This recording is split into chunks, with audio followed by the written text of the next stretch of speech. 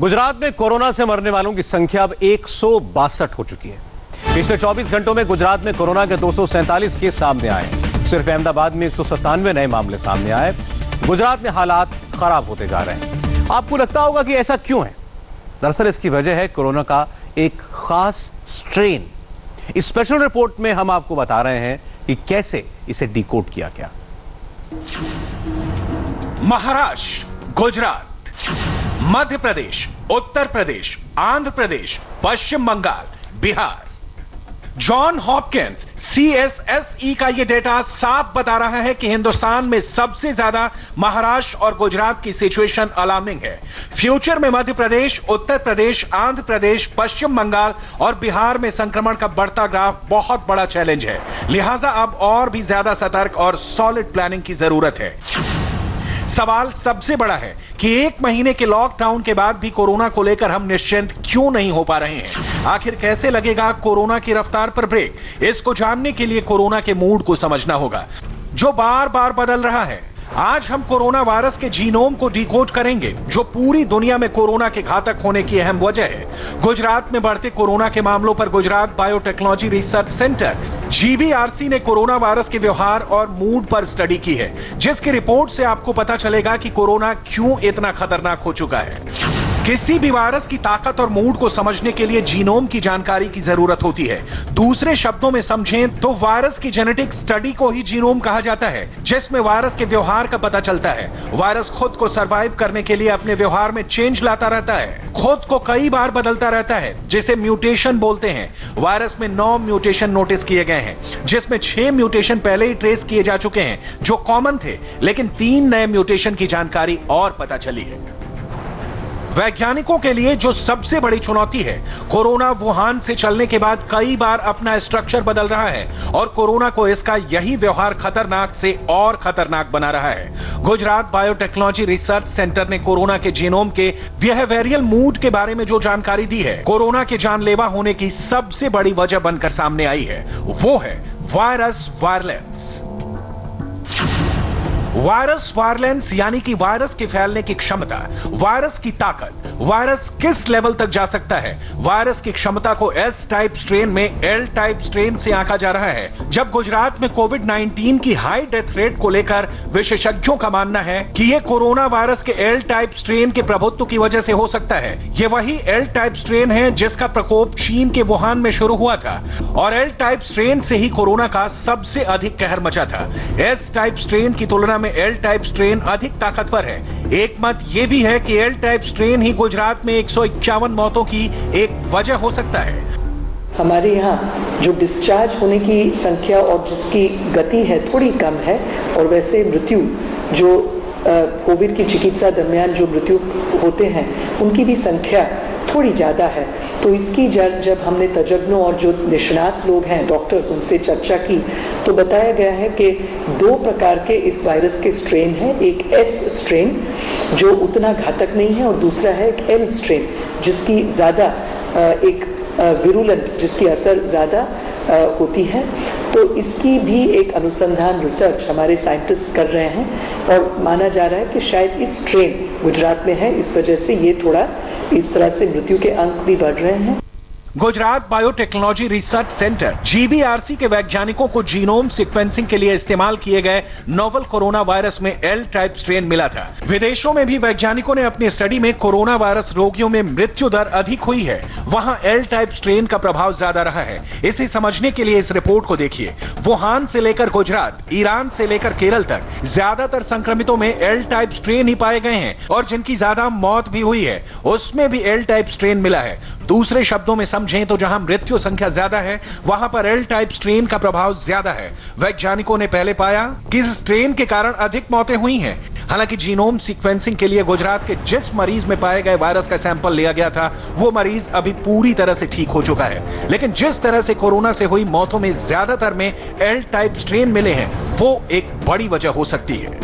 गुजरात में एक पेशेंट से लिए गए वायरस के सैंपल की जीनोम स्टडी में L स्ट्रेन तो पाया गया है, लेकिन L स्ट्रेन ही गुजरात में हो रही मौतों के लिए जिम्मेदार है ये अभी पुख्ता तौर पर नहीं कहा जा सकता, क्योंकि रिसर्च प्राइमरी स्टेज पर है। लेकिन इन मौतों से जो तथ्य सामने आ रहे हैं उसमें एक बात जरूर स्पष्ट हुई है कि 82% मृत्यु जो है वो उन पेशेंट्स की हुई है जो कोमॉर्बिडिटी के साथ हॉस्पिटल्स में एडमिट किए गए, यानी जिन्हें पहले से क्रिटिकल इलनेस थी या बड़ी उम्र के थे और उन्हें कोरोना वायरस ने अफेक्ट किया, ऐसे पेशेंट थे। इसके अलावा 8% हाई रिस्क पेशेंट थे जो बहुत ही ज़्यादा वायरल लोड के साथ आखिरी स्टेज पर हॉस्पिटल में एडमिट किए गए, और 10% लोग ऐसे थे जिनकी कोरोना वायरस के चलते बीमारी से मौत हुई है। लेकिन वर्ल्ड ओवर जो रिसर्च सामने आ रही है उसमें एक बात ज़रूर पता चली है कि एल स्टेन यदि वायरस में ज़्यादा मौजूद है तो उसका वायरुलेंस यानी फैलने की क्षमता जो है वो और बढ़ जाती है, और वर्ल्ड ओवर जो डेथ्स हुई हैं उनमें एल स्टेन ज़्यादा पाया भी गया है वहाँ पे, इसलिए इस बात से भी अभी इनकार नहीं किया जा सकता। कोरोना के व्यवहार ही नहीं, उसके संक्रमण की रफ्तार पर भी दुनिया भर में रिसर्च चल रहा है। लॉकडाउन के बाद रफ्तार थमी तो है, लेकिन जो नतीजे आने चाहिए थे वैसे नतीजे नहीं आए हैं, जिसकी कई वजह सामने आई है। हिंदुस्तान की कोरोना को लेकर रणनीति क्या होगी, उस पर भी जॉन हॉपकिंस CSSE ने कोरोना संक्रमण के मूवमेंट पर बड़ी ही बारीक स्टडी की है, जिसमें कई डेटा हैरान करने वाले हैं, जिसे समझने के बाद हिंदुस्तान कोरोना पर और ज्यादा कंट्रोल कर सकता है। इसे जानने के लिए स्टडी को देखना होगा जो प्रोजेक्टेड और एक्चुअल रिजल्ट पर आधारित है। 25 मार्च से 5 अप्रैल तक संक्रमण की औसत ग्रोथ रेट 16.1% थी। इसी ग्रोथ रेट के हिसाब से 6 अप्रैल से 26 अप्रैल के बीच 1,12,430 केस का अनुमान लगाया गया था, जबकि वास्तविक संक्रमण हुआ 26 अप्रैल तक 27,890। इसे और भी बारीकी से समझना है तो आगे ऐसे समझिए। 6 अप्रैल से 26 अप्रैल के बीच संक्रमण की एवरेज ग्रोथ रेट 8.8% थी। अगर अगले 21 दिन के संक्रमण यानी कि 17 मई तक अनुमान लगाएं तो वास्तविक संक्रमण का आंकड़ा 1,76,851 होगा। उसी तरह से संक्रमण का एक और डेटा मिला है, अब जरा उसे समझ लीजिए। 22 अप्रैल से 26 अप्रैल के बीच संक्रमण की ग्रोथ रेट अगर 6.6% थी, अगर इस ग्रोथ रेट से 21 दिन यानी 17 मई तक डेटा निकालें तो 1,12,149 होता। अगर मौजूदा ग्रोथ रेट बनी रहती है तो कोरोना के संक्रमण की रफ्तार बेकाबू नहीं होगी, लेकिन यह तभी संभव है जब हम 3 चीजों पर खास ध्यान देंगे। जॉन हॉपकिंस CSSE ने नए केसेस पर 5 दिन का डेटा निकाला है, जिसमें स्थानीय प्रशासन को इस फॉर्मूले पर काम करने को कहा है।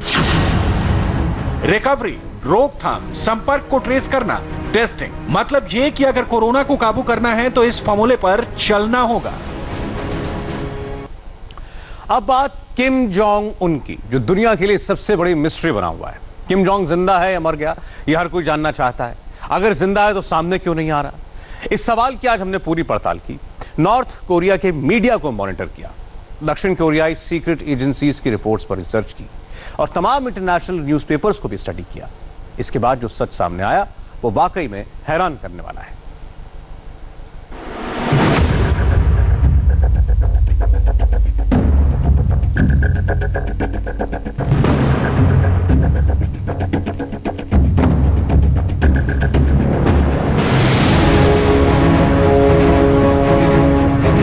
किम जोंग उन मर गया।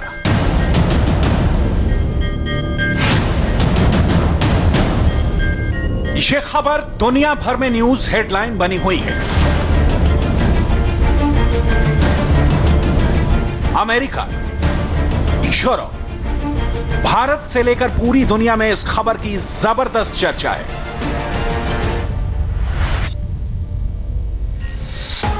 क्योंकि बात बात पर परमाणु हमले की धमकी देने वाला किम जोंग, अच्छी, इसका जिम्मेदार भी किम यो जोंग को ही माना जाता है। नॉर्थ कोरिया के मिलिट्री एक्सरसाइज का जब साउथ कोरिया ने विरोध किया तो मार्च में किम यो जोंग ने पहली बार सार्वजनिक बयान जारी किया था और साउथ कोरिया को कॉवर्ड बाकेंग डॉग तक कह डाला था। यो जोंग जितनी शांत दिखती हैं, उतना तेज उनका दिमाग चलता है। यो जोंग को नॉर्थ कोरिया के अगले तानाशाह के रूप में देखा जा रहा है।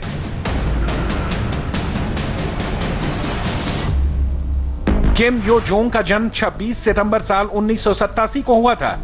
उन्होंने किम इल सुंग मिलिट्री यूनिवर्सिटी से पढ़ाई की। इसके बाद आगे की पढ़ाई के लिए स्विट्जरलैंड गए। 2009 में किम यो जोंग अपने देश लौटी।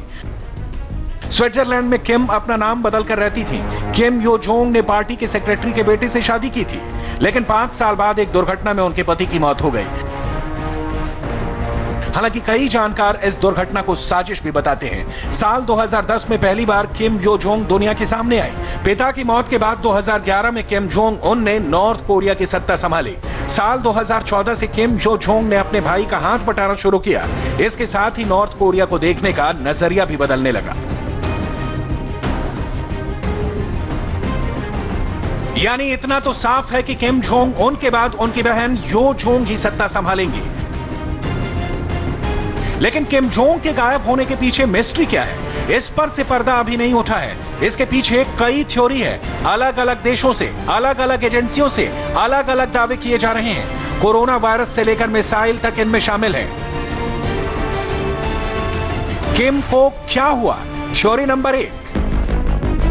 दक्षिण कोरिया की प्रमुख वेबसाइट डेली एनके की रिपोर्ट के मुताबिक किम को स्मोकिंग, मोटापे और ज्यादा काम करने की वजह से कार्डियोवैस्कुलर सिस्टम पर रखा गया था। होंगसान काउंटी के एक विला में उनका इलाज किया गया। तबीयत में सुधार के बाद उनकी मेडिकल टीम के सदस्य 19 अप्रैल को प्योंगयांग लौट आए और कुछ डॉक्टर्स किम की रिकवरी की निगरानी करने के लिए उनके साथ ही हैं।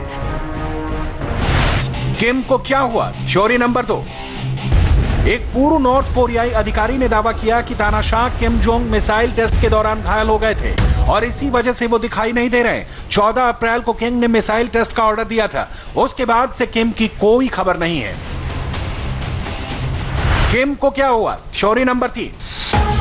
ऐसा भी दावा किया जा रहा है कि किम जोंग की हार्ट सर्जरी चल रही थी, जिसमें किम जोंग की तबीयत काफी बिगड़ गई। इस वक्त या तो वो कोमा में हैं या फिर ब्रेन डेड हो गए हैं। फिलहाल उनकी गंभीर हालत के बारे में किसी को जानकारी नहीं है। किम को क्या हुआ? Theory number 4। नॉर्थ कोरिया की human right activist योनमी park tweet करती हैं कि किम कोरोना के डर से छिप गए हैं। उनका दावा है कि नॉर्थ कोरिया में कोरोना जबरदस्त फैला हुआ है, कहीं तानाशाह तक कोरोना न पहुंच जाए, इसलिए वो अंडरग्राउंड हो गए। किम को क्या हुआ? Theory number 5। ऐसा पहली बार नहीं है जब किम अचानक से गायब हो गए। इससे पहले भी साल 2014 में भी किम जोंग उन करीब 1 महीने तक मीडिया के सामने नहीं आए थे। तब भी अफवाहों का जबरदस्त दौर शुरू हुआ था, लेकिन किम ने सही सलामत वापसी की थी।